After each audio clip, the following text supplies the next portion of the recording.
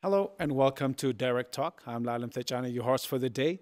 In this edition, we're joined by Professor Mitku Haile, and we'll be discussing the impact of the conflict on Haile University on the agricultural sector. And don't go anywhere, our viewers. Professor, thank you so much for joining us here on Direct Talk. Thank you for having me. Okay, great. Let me start by asking you the first question. You had a big role in informing Ethiopia's agricultural-led industrialization policy. And then could you tell us a bit about it? And what were the cornerstones? And why did you and the government at that time believe that modernizing agriculture was an important component of industrialization? It is to be noted that when the EPRDF took power, there was this idea of rehabilitating the agriculture of Ethiopia. Ethiopia is an agricultural and agrarian country. So the first move was to have what we call the conservation-based agriculture. And in that, there were different components varying in extent and distribution. The first one was what we call WARDIS. This was about the Warada Agriculture, Rehabilitation and Development Services, which tried to map out the resources available at the Warada level for the rehabilitation of Tigrai by then. And then, based on that premise, there was a formation of SART, the Sustainable Agriculture and Environmental Rehabilitation of Tigray, Sustainable Agriculture and Environmental Rehabilitation of Amhara, Oromia, and the South. So these were a series of sustainable agricultural, approach to first improve the environment, rehabilitate the environment so that it can be a base for the agricultural development. But because by then, 60% of the country, which is dry in terms of agroecological perspective of Ethiopia, more than 60% is dry. That means potential evapotranspiration is higher than precipitation. That means rainfall distribution is very low. And then, of course, from SART, one important intervention was a study which embarked on having 500 microdams in Tigray within 10 years. And the first 5 years, of course, there were quite a lot of dams designed and a few, put in place, and then agricultural development also started. And another very important component of this was also the Raya Golgol studies.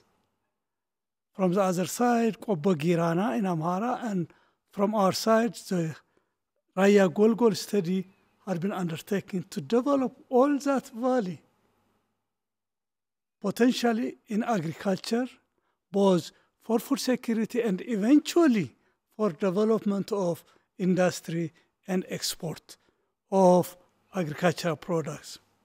And then, of course, the microdams, about 50 of them had been constructed, but later on there had been a lot of revisions. And then, of course, the policy about agricultural-led industrialization came in. The agricultural-led industrialization is, like what I said, since Ethiopia is agrarian, and most of the commodities were not yet developed, so we cannot assume that industrialization would take precedence to agriculture, even up to now. So the focus by the government was to have agricultural-led industrialization and having all policies in terms of inputs, agricultural inputs, fertilizers, crop protection measures, improved seeds, mechanization, also very little, but this had been in place, And then, of course, for this also, that policy also strengthened the agricultural extension system so that all stakeholders in research and extension had been linked up, So, as a premise, we shall not forget, still, we had been agrarian, mostly now also agrarian, but industrialization is taking up. So in that, as member of, by the then College of Agriculture, but later on, Mackalla University College and Mackalla University, all staff members and the research establishment in Tigray had been highly involved in testing these policies, and putting it in place both in knowledge generation and knowledge management for the extension services. So we had been involved in the formulation of the policy, in the execution of the policy, but also in evaluating the impact of some of these policies. Interesting, Professor.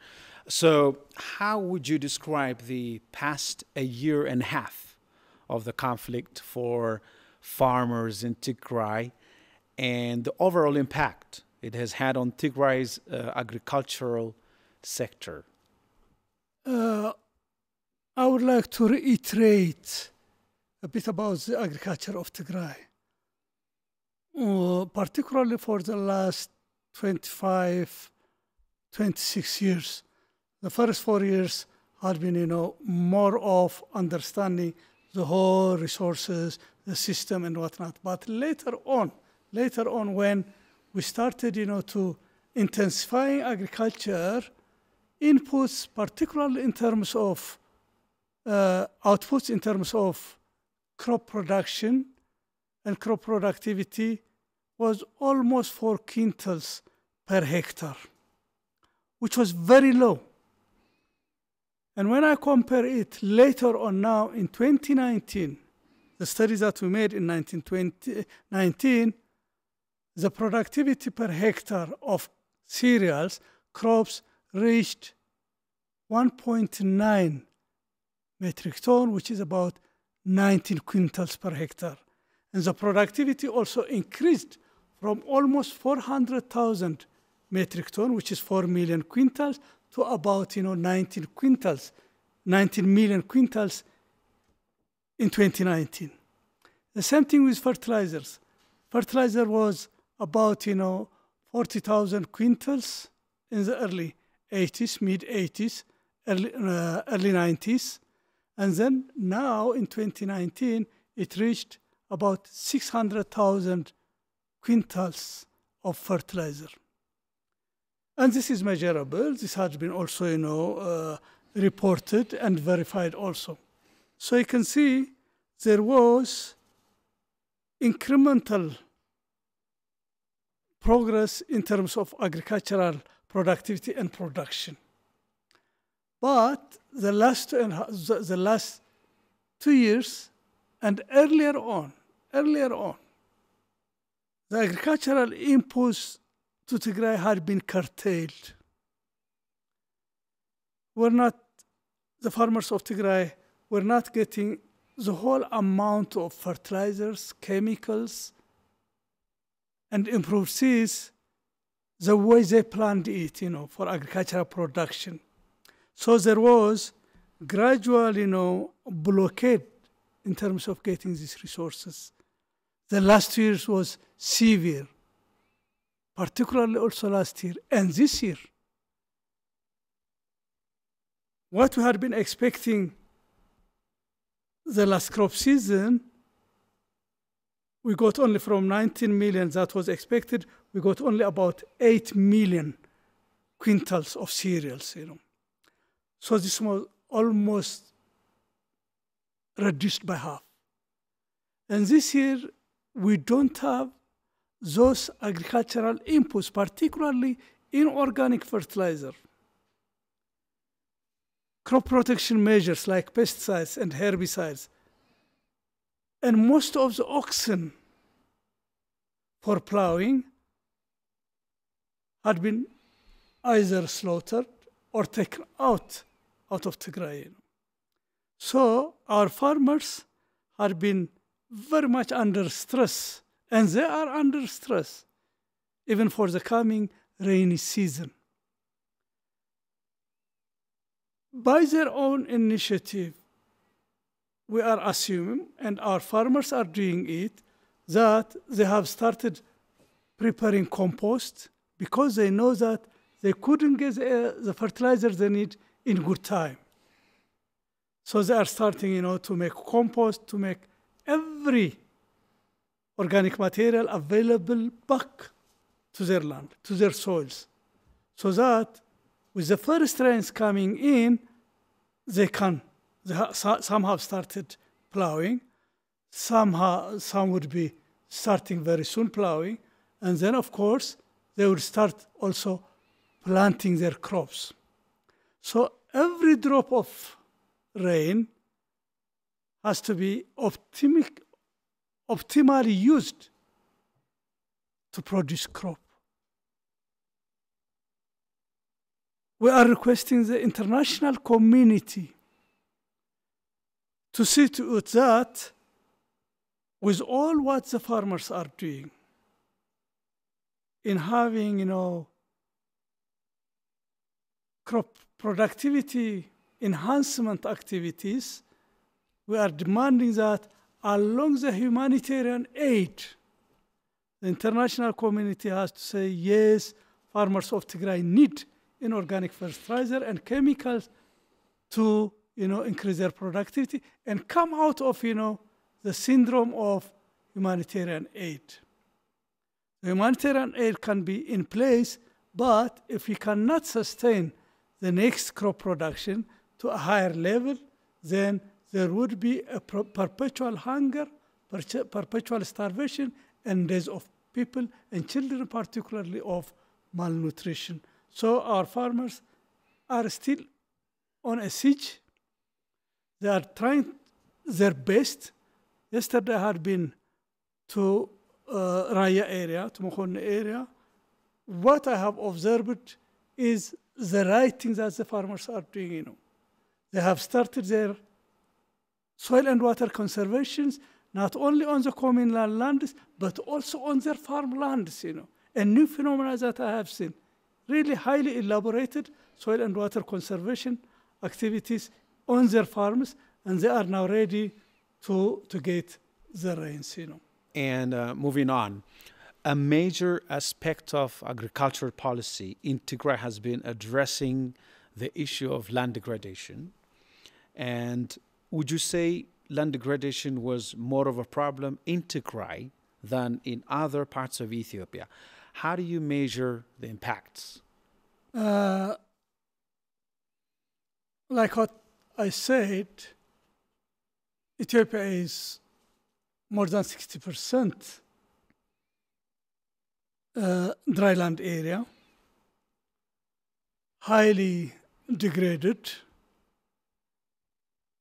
and the degradation had been mapped by Mekelle University and also other colleagues in other universities, and also our colleagues in Belgium, in Norway, in Germany, our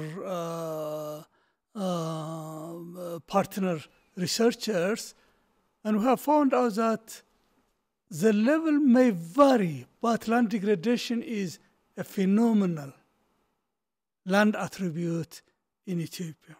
So wherever you can go, there is quite a huge tract of land under degradation. But the unique phenomena in northern Ethiopia is, since several centuries, northern Ethiopia had been, in civil war, in attritions, and whatnot, including, external aggressions, and most of the rural economy by then and even now had been, misused to carry on the conflicts, the civil wars, and the wars of attrition from externally, and also internally. So, from the information we have, there is rampant land degradation, but the impact what we have seen is in Tigray and some parts of also Ethiopia, which they had been, working in concert with, Tigray, in some parts of Amhara, in Oromia, in the south, and also eastern Oromia, in Harar area, there was massive soil and water conservation.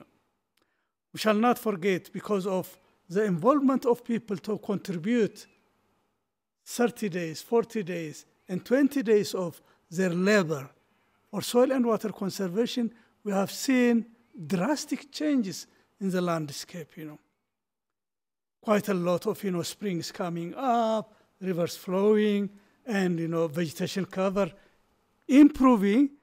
And then Abahawi of Abraha had been also awarded the Equator Award in Rio de Janeiro because of his contribution as a leader of a community in improving and reversing land degradation and improving productivity.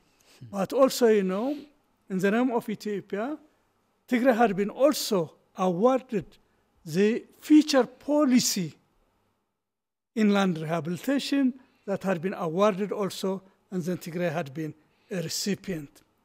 Because of the massive public participation in conserving our environment, reversing land degradation, and improving in terms of, having at least some amount of moisture remaining in the soil, remaining in the land, and coming up as springs, but also increasing in some places, measurable amount of, the water table increasing up, All right.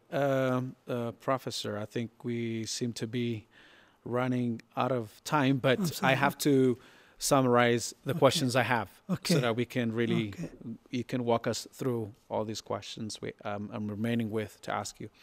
So I will be including these questions. So what was done, regarding the impacts of on the Tigray's environmental condition, to address the impacts of the environmental impacts of the condition, and including, you've been talking about much progress gained through the efforts of your work and your colleagues and the government as well.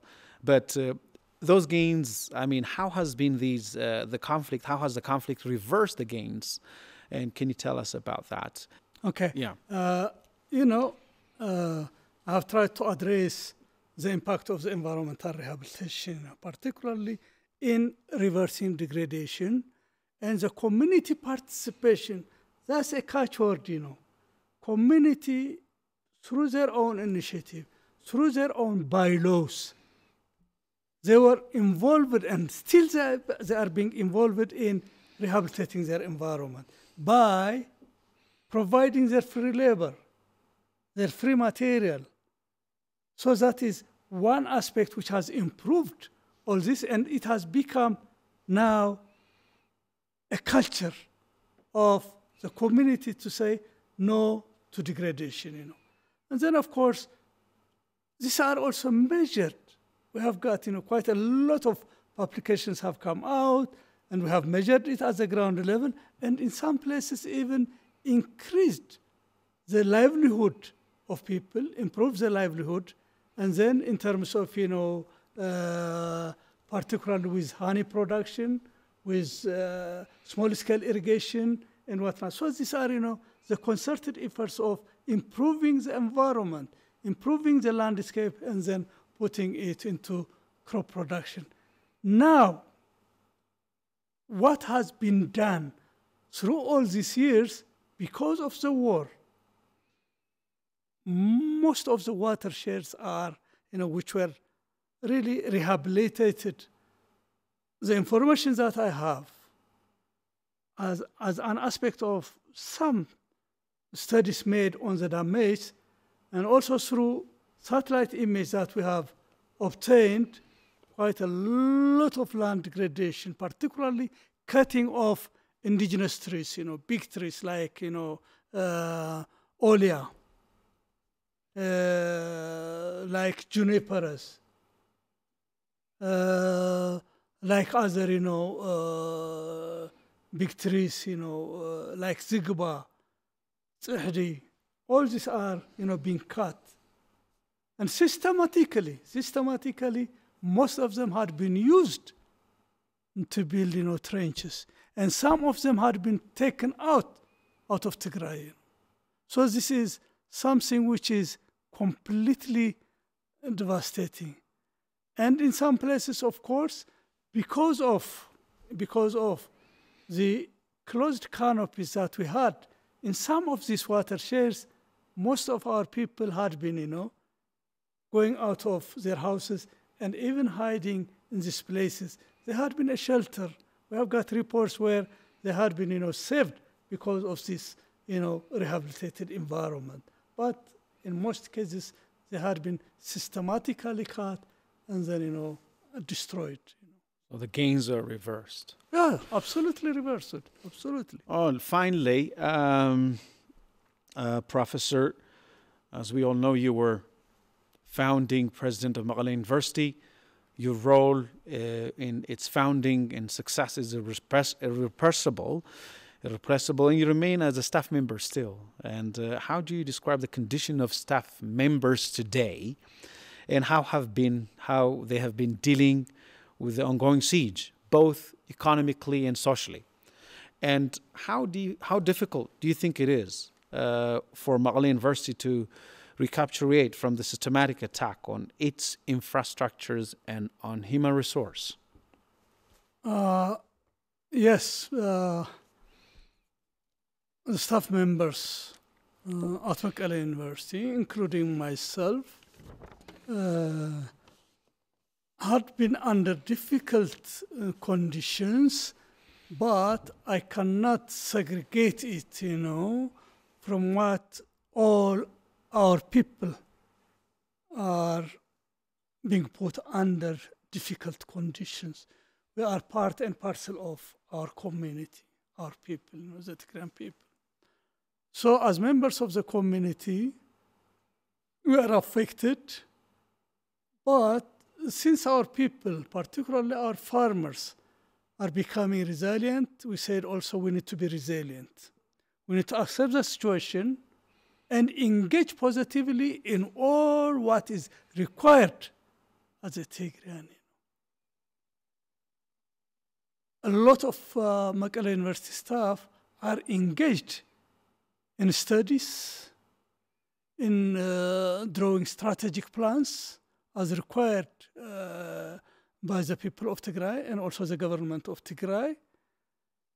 And most had been also involved in humanitarian, activities. Most people have said no to this aggression, and we need really to deter this war and promote also peace, but also having peace on one hand, but also the resilience to defend ourselves is also very importantly undertaken by our staff. Of course, Maghale University had been built as part of the rehabilitation of Tigray, the rehabilitation of Ethiopia. And it has gone through so many transformations.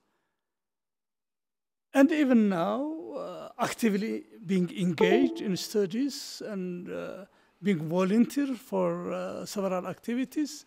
And I know it would prevail. Not only Maghale University, Adigrat University, Aksum University, and Raya University, and other,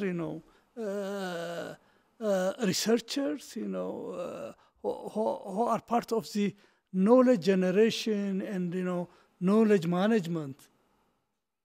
Engaged in that, these are prevailing, and they would be resilient. And I know from history, whatsoever dictator governments come, war of attrition, this and that, universities always prevail because they are also serving the public. They are serving also the community. And I know the people of Mekelle had been also protecting our universities even under the difficult conditions, you know. All right, we have to leave it there because of a time. Professor, thank you so much for your time and for your analysis and perspective. Hope we talk to you again some other time on Direct Talk. Thank you so much. Thank you so much. That's it for this edition. That's our show for today. Thanks for watching. Bye.